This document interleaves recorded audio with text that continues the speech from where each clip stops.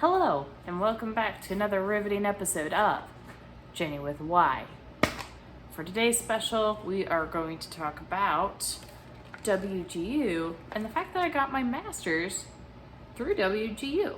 A little bit of background on why did I choose WGU to get my master's degree, which degree did I get, and how did I feel about the overall experience. So, why WGU?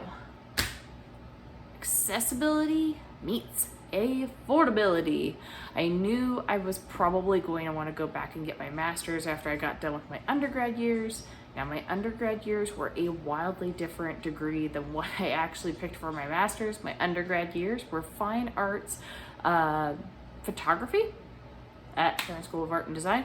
So I did fine arts photography, I had a minor in art history, and I was kind of, when I got done with undergrad years, I was kind of still trying to find myself, for lack of a non-cliche phrase, to be honest. I was still kind of trying to find myself, and I was exploring different careers and career avenues. So that was definitely a thing. And it took me a little bit to finally go from, I was doing art school stuff and artsy projects, and then waitressing, and then I got into long-term care, pharmacy, data entry, and then adjudication specialist for a couple long-term care pharmacies across the state. And then I did have to have a certificate for that though, which I will probably touch on in a different video. That's not relevant for this one, but I did that. And then there hit this moment where I was like, you know what? I really think I might have the mindset for IT kind of things. I feel like I can kind of see the big picture and kind of strain all the chaotic notes into order and kind of be able to have that visualization. So that kind of planted the bug in my mind, and I had talked to someone who was a fellow colleague who was like, yeah, this is how I feel about IT, and if you want to get into it further, I know some people who do it, and they say it's X, Y, and Z things. I'm trying to remember what he said at the time, but basically kind of like what I just summarized, being able to see that and kind of see the big picture and put the puzzle pieces into place where they fit and situate correctly. Now, I was super new to this concept. I didn't know there were several levels within IT. I mean, you've got hardware and getting your CompTIA for hardware types of things. You have your, and being an actual IT pro for your company and working on helping with their computers and updates and security and software updates and all kinds of things like that. And then there's also IT as in the whole world of software applications, where you learn that company's software and how to support it. And that's the avenue that I kind of fell into after pharmacy. Not fell into, I strove towards.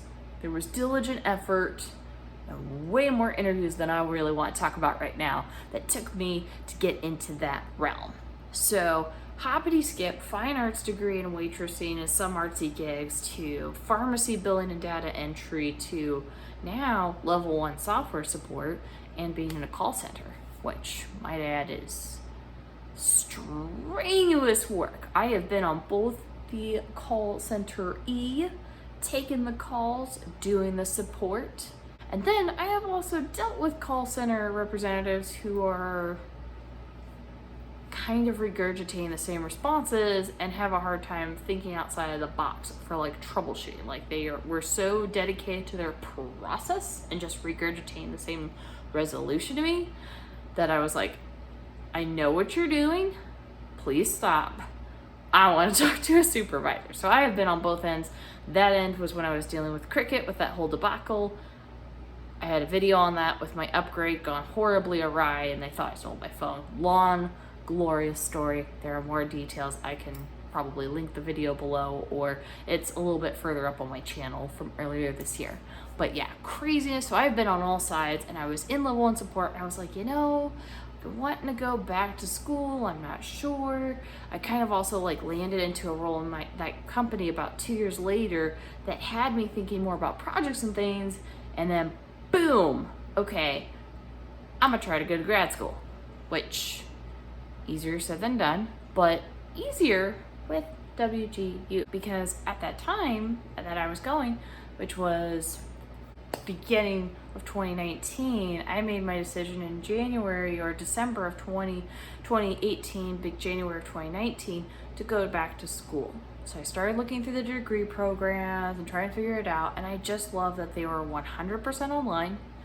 They were affordable. It's a flat rate depending on the degree for your 6-month term, and you can accelerate as fast as you want. You can technically knock out this degree as quickly as you want, or if you need more leeway and more time, there's a certain way they do that course structure where it's kind of like ideally you start and finish a course, and then if you want, like say you get one done, like you get through all half of them done in the midterm, you could take weeks off and wait till your next term to start courses, or you can try to slip another one in. But you best be trying to slip that other one in and get it done before the end of your term. That's the tricky thing. Or else I think what basically happens is your course has to carry over to the next term, but you don't get any more time. Then you're kind of required, like you have to catch up on that one and then be hopping into your other courses for the next term. Kind of complex. Double check with your advisor before taking my word on that. Take their word first. But that was my understanding on that. So I like the acceleration, I like the affordability, I like the accessibility. I don't have to go on campus, I don't have to worry about parking. I can keep working a full-time job and make this happen. So, and I knew that my work would offer some educational reimbursement with this school. Don't know why it took me so long to find the word school, but with the school. So I already had a colleague who had gotten reimbursed through work for the school. So I would pay the upfront costs for the term, and then depending on my grades, I would fill out a whole bunch of paperwork. I had to apply for it, fill out paperwork at the beginning, fill paperwork out midway, saying, hey, I completed these courses, these are my grades, where's my money?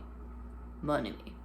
So yeah, that was really cool. So I got reimbursed for my master's, and that's jumping ahead of myself, but I did get reimbursed for my master's, but that was mainly why I ended up choosing WGU.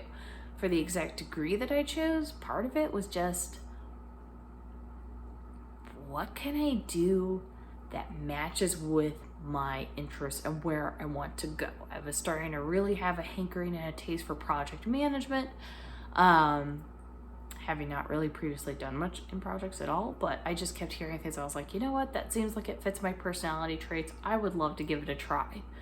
And I saw that the WGU Master of Information Technology, I think it's a Master of Science of Information Technology Management, had some built-in stuff into their coursework that would let me take a project management class and get my CAPM, which is offered by the Project Management Institute. You follow the PMBOK, you take this very rigorous exam, not as rigorous as the PMP, but a very rigorous, intense exam, and you get your CAPM at the end of your project management courses, because you will have fulfilled the education requirement to apply for that exam and make it happen. So I decided to go with the Master's of Science of Information Technology Management. It not only seemed to fit my career goals, but also didn't really have much prerequisites outside of having a bachelor's. And for a fine arts major, going into more computer work, well, that's a beautiful thing, to not have to go backwards and do a whole new bachelor's degree to try to shift gears. So, seemed natural. Data science, all the other IT things would have required going back and probably getting some kind of bachelor's in some kind of degree other than fine arts to get myself ready to do that. So that was a no-go. Project management, 2 thumbs up, excited, here we go. So what I learned about going to WGU, it's pretty cool. It is very, it's as intense as you want it to be, or it's to some degree laid back as you want to be. I would definitely say my key pointers on it were to, if you're thinking about going back to school or going to WGU or something like that, try to see if your workplace will reimburse you for your degree that you're interested in. Obviously, there's strings attached usually, and it has to be somewhat relevant to your current occupation as well as future occupations with the company. But I would definitely check into that. A lot of companies do offer reimbursement, even for WGU being an online accredited school. So that's cool. Definitely do that. Also, if you're like me and you're very feedback oriented and you like to have check-ins to see if your brain is on the right track, and going to school for the first time in like years, it took a little bit to get back into gear, I would definitely recommend try to book appointments with your WGU course administrators or course instructors early in the game. Try to maybe set a couple of checkpoints on the calendar where you think you might need them to get some further guidance and feedback early, because their calendars book up so crazy. All of my course instructors were really, really awesome. I will say that. They were very dedicated to the task. They worked well with my personality. They also kind of caught on to the fact that I tend to be an overthinker and I overanalyze and I overworry too much that I'm going in the wrong direction when I know what I'm doing. Like, this isn't super technical. This is about business operations, which is far more like high level, big picture, all encompassing than like super nitty gritty detail.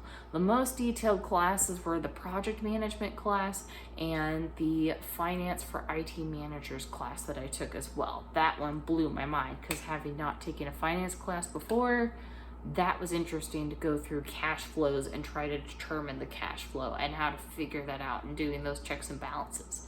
It's a little more advanced than I was expecting, but still worked out. I passed the course with flying colors. It was a strong pass. My overall advisor for the coursework, though, she worked out really well too. She'd taken the degree program. I think they usually do pair you with someone who'd been in that program, and she was super nice as well.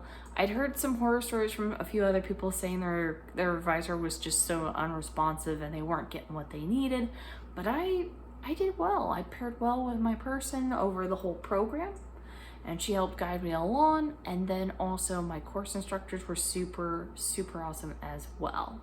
Now I did run into a little bit of a stressful situation where I was working on not only the project management class, which is a very rigorous class.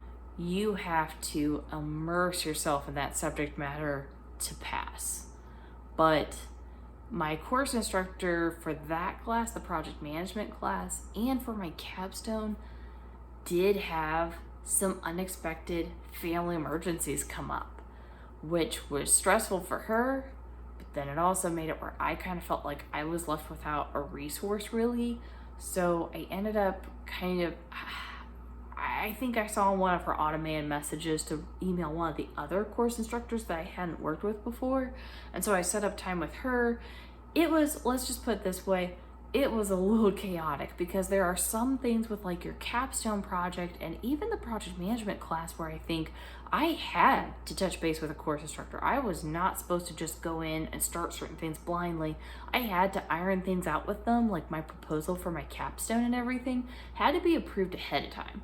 So this, especially coming in right at the end of my degree when I'm really trying to push it home and I'm kind of cutting it close on time, but not too bad. But it was feel a little snug for me because I pushed my 18-month degree plan into 12. So I really condensed it. It was a power year from March to March, and I was done. But that whole emergency situation, that was crazy. I feel for her. I also feel for me selfishly because, of course, that made for a stressful end of the whole term experience, but thank goodness everything worked out. Last I heard, her family was doing well. I was able to pass my coursework. I was able to pass my degree. Super awesome. That was great. They mailed me my stuff pretty quickly. I got my diploma. I got a nice little diploma holder and everything too. And you can apply for commencement walks at different areas across the states.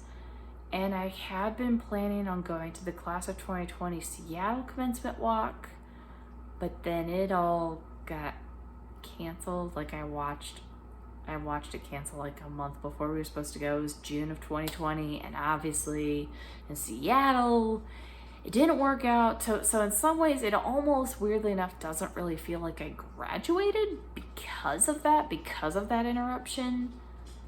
Ugh. but it is what it is, right? Like, move forward. I'm glad I have my degree. I'm really proud of it. I'm happy of the accomplishment.